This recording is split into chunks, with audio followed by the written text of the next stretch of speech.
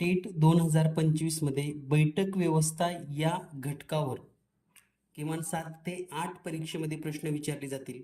त्यामधला एक पहिला प्रकार म्हणजे एकूण 4 प्रकार आहेत, त्यामधला एक प्रकार या ठिकाणी आपण समजून घेऊयात. तर प्रश्न काय आहे व्यवस्थित वाचूयात.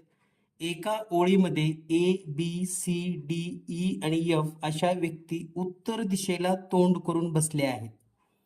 तर हा सगळ्यात सोपा प्रकार आहे, म्हणजे उत्तर दिशेला तोंड करून बसणे.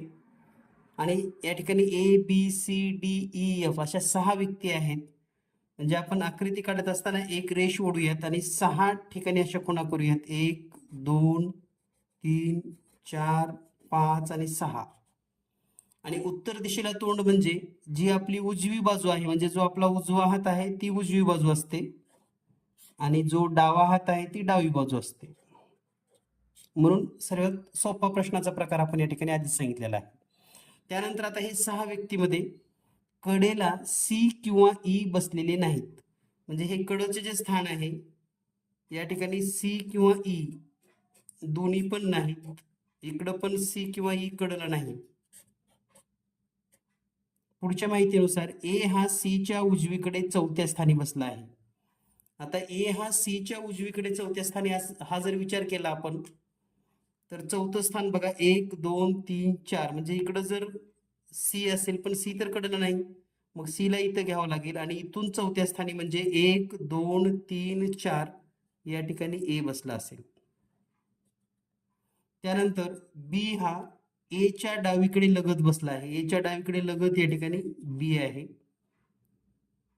पुढची माहिती अशी आहे, सी व ई च्या दरम्यान एफ बसला आहे. सी व ई यांच्या दरम्यान एफ बसला आहे.